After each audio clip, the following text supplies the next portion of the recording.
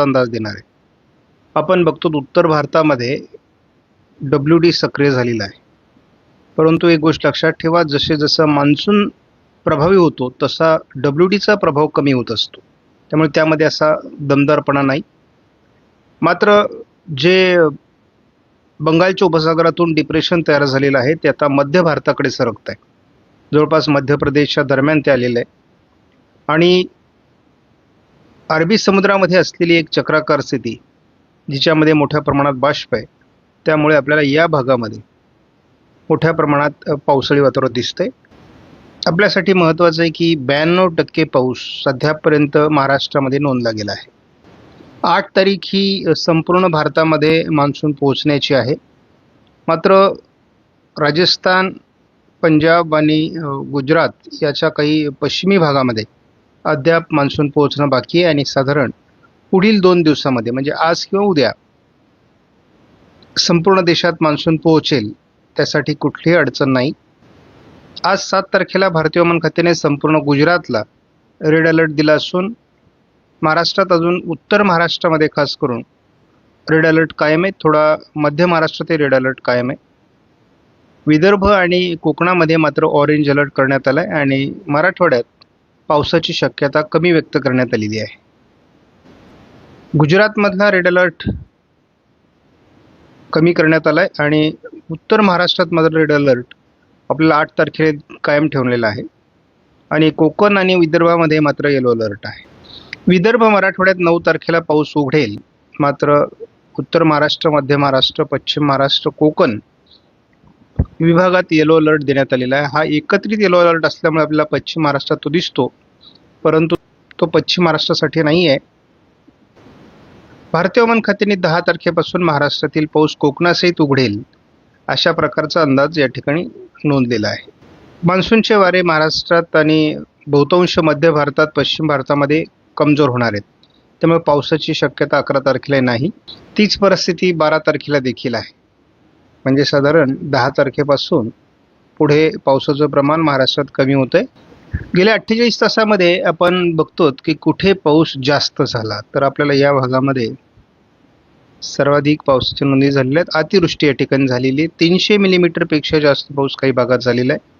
त्याचबरोबर कोकण किनारपट्टीला देखील 400 ते 500 मिलीमीटर, काही ठिकाणी 600 मिलीमीटर पाऊस गेल्या 48 तासात झालेला आहे आणि त्यामुळे तो रायगड जिल्हा असेल किंवा पुणे जिल्हा असेल, ठाणे जिल्हा असेल, मुंबई असेल, या भागात तो पाऊस झालेला आहे. गुजरातच्या देखील काही भागात, दक्षिण गुजरातमध्ये अतिवृष्टी झालेली आहे आणि मध्य प्रदेशमध्ये देखील तुरळक ठिकाणी अशी अतिवृष्टी आहे. परंतु सर्वात अधिक प्रभाव हा छत्तीसगड, ओरिसा आणि महाराष्ट्रामध्ये बसलेला आहे. त्यामुळे या ठिकाणची पावसाची सरासरी मात्र वाढलेली आहे आणि आपण असं सांगितलेलं होतं की हा आठवडा, जुलैचा पहिला आठवडा हा निर्णायक असेल आणि 6 तारखेपर्यंत निर्णायक अशा प्रकारचा पाऊस कोकण किनारपट्टी, विदर्भामध्ये, मध्य महाराष्ट्राच्या पश्चिमी जिल्ह्यांमध्ये पडलेला आहे. पुन्हा एकदा आपल्याला आज 7 तारखेला GFS मॉडेलने कोकण किनारपट्टीला जोरदार पाऊस दाखवला आहे. मध्य महाराष्ट्र आणि उत्तर महाराष्ट्रातही त्याचा प्रभाव आहे. हा प्रभाव 8 तारखेलाही कायम असेल. 9 तारखेला याचं प्रमाण कमी होईल. थोडा उत्तर कोकणात पाऊस असेल, परंतु प्रभावी नाही. आपण 10 तारखेला याचं प्रमाण कमी बघतो. 11 तारखेपासून पूर्णतः पाऊस महाराष्ट्रातला उघडू शकतो.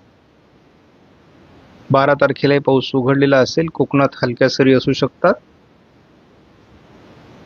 13, 14, 15 आणि 16 तारखेपर्यंत पाऊस उघडलेला राहील, परंतु कोकणात हलक्या सरींची शक्यता 16 तारखेपासून पुन्हा आहे. TCMW मॉडेलने देखील आज छत्रपती संभाजीनगर, अहिल्यानगरच्या काही भागामध्ये हलक्या ते मध्यम सरी होतील. काही ठिकाणी पश्चिमी तालुक्यांमध्ये जोरदार सरी असू शकतात. संपूर्ण कोकण घाटमाथ्यावर आजही पावसाची शक्यता आहे. उत्तर महाराष्ट्रातही तुरळक स्वरूपात पावसाची शक्यता असू शकते. 8 तारखेला देखील तीच परिस्थिती, कोकण घाटमाथा आणि उत्तर महाराष्ट्रात नंदुरबारपर्यंत पावसाची शक्यता आहे. 9 तारखेपासून मात्र महाराष्ट्रातला पाऊस उघडणार आहे. एखाद दुसऱ्या ठिकाणी स्थानिक स्वरूपात हा पाऊस होईल, समजा आता आपण बघतो की थोडं हिंगोली वाशिममध्ये किंवा यवतमाळमध्ये पाऊस दाखवला जातोय किंवा नागपूर उत्तरेला पाऊस दाखवला जातोय, दक्षिण कोकणात पाऊस दाखवला जातोय. अशा प्रकारचा पाऊस मध्ये मध्ये होत राहील. सोलापूर दक्षिण किंवा अगदी सांगली आणि कोल्हापूरच्या दक्षिणी पट्ट्यात देखील हलकं वातावरण असू शकतं. 10 तारखेला कोकणामध्ये हलकी ढगाळ परिस्थिती आहे.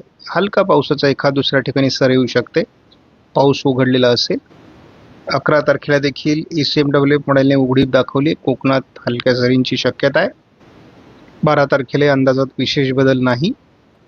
13 तारखेला अंदाजात विशेष बदल नाही.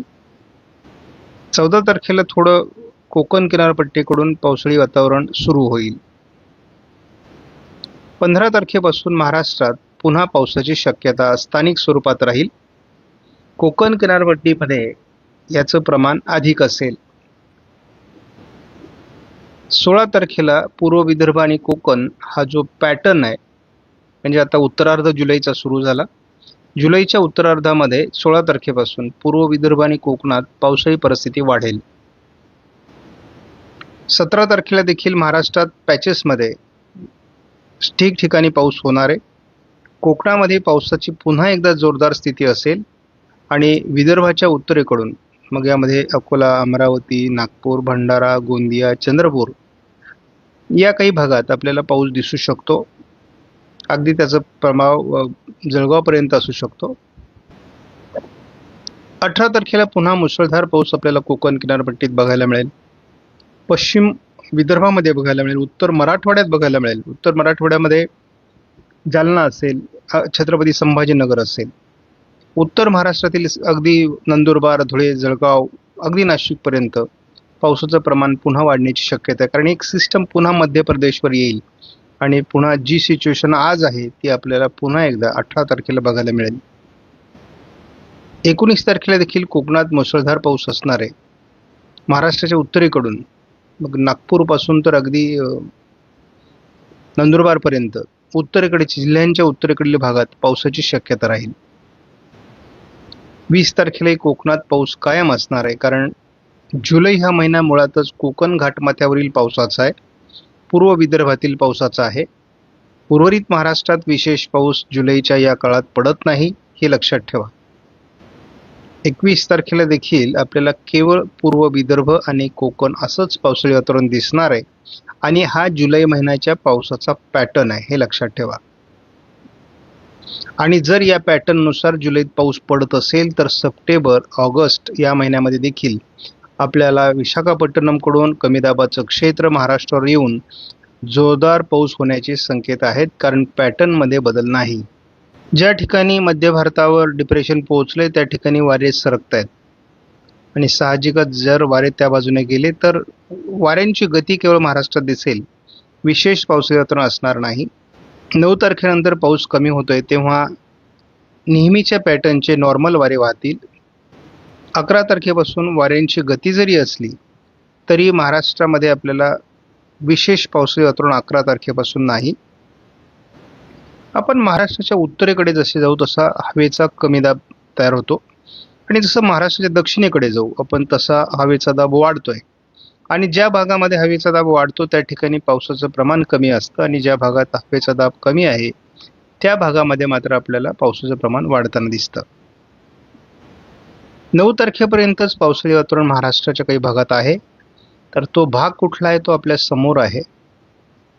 कोकणाच्या या भागात म्हणजेच कोल्हापूर, सातारा, पुणे, अहिल्यानगर आणि नाशिकच्या पश्चिमी भागात पाऊस आहे आणि इकडे रत्नागिरी, सिंधुदुर्ग त्याचबरोबर नंदुरबारपर्यंत जळगावच्या उत्तर भागामध्ये आपल्याला पाऊस दिसतोय आणि हा जवळपास नागपूर, भंडारा, गोंदिया, गडचिरोलीकडे किरकोळ स्वरूपात आहे.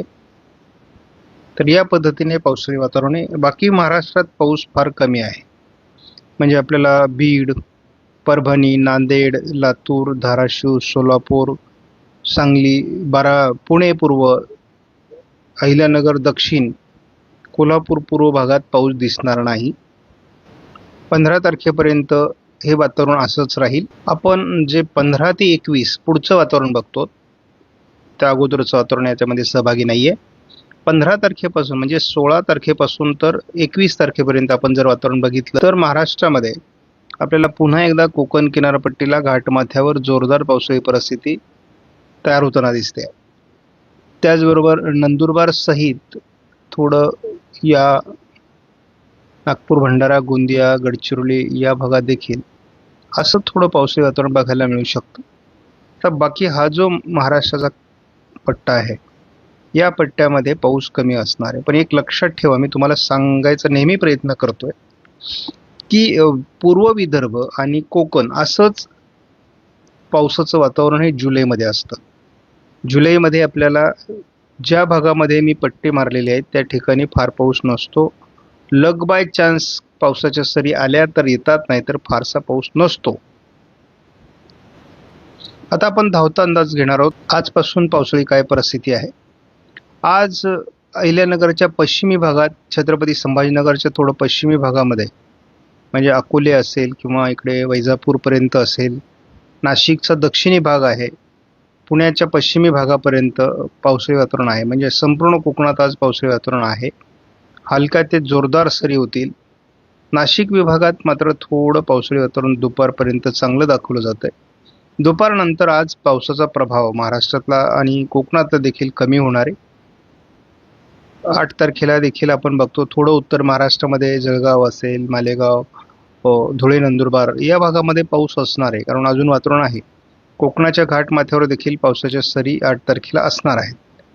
आणि थोडं अंतर्गत भागात देखील महाराष्ट्राच्या मराठवाडा किंवा अगदी इकडे सोलापूरपर्यंत, नांदेडपर्यंत स्थानिक वातावरणाला पोषक स्थिती आहे. त्यामुळे 8 तारखेला थोडं स्थानिक चांगल्या सरी होऊ शकतात. 9 तारखेपासून मात्र पावसाचं प्रमाण खूप कमी होणार आहे आणि 10 तारखेला महाराष्ट्रातला पाऊस विश्रांती घेईल. 11 तारखेला देखील तीच परिस्थिती आहे. 12 तारखेला तीच परिस्थिती आहे. 13 तारखेला तीच परिस्थिती आहे. 14 तारखेपर्यंत पावसाळी खंड राहील. म्हणजे 10 तारखेपासून 14 तारखेपर्यंत 5 दिवसाचा खंड आहे.